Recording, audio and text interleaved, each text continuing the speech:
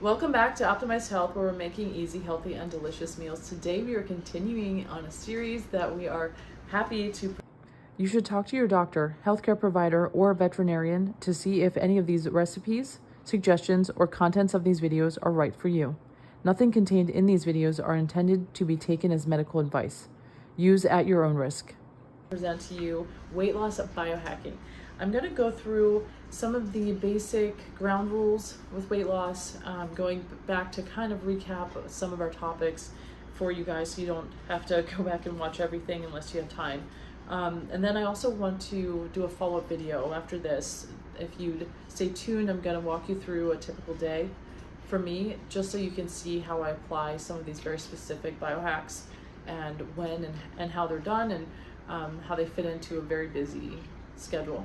So I wanted to start with just talking about weight loss in general, with the importance of hormones. And a lot of you are, learning that as are the rest of us in the world, as we watch how Ozempic has such a significant impact. Ozempic, on the surface really does look like it's very helpful, and I'm sure it's helping a lot of people. I don't know that it's optimal for everyone. Personally, I'm really focused on, my muscle mass, and as I get older, I know how important it is to preserve muscle mass. So with Ozempic leading to weight loss with both the muscle and the fat, as someone that can do other things, I'm gonna go for alternatives that are more natural. And anybody else who would like to follow along with that, I'll be happy to help, talk to you more specifically about your needs, but also in our videos, we're going to be going through a lot of options along those lines.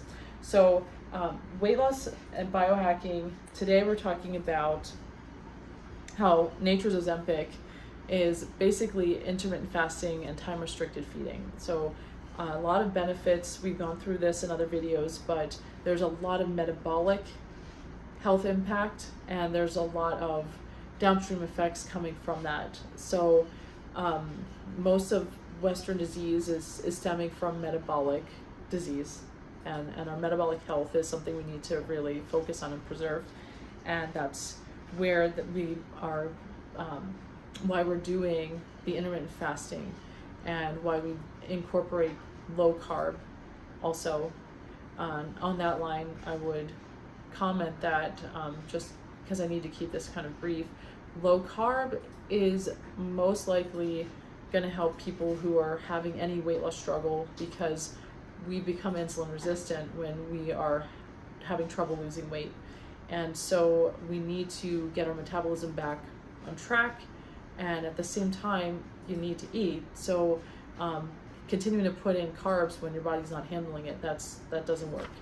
So you want to take a different approach, and the low carb keto options are very good for a lot of reasons I've talked about before, in reducing inflammation and being a cleaner burning fuel, being very good building blocks for what we need, any gender, but especially women who are cycling and making hormones. You need to have healthy fats as a precursor to be able to make hormones. You need to have cholesterol to do that.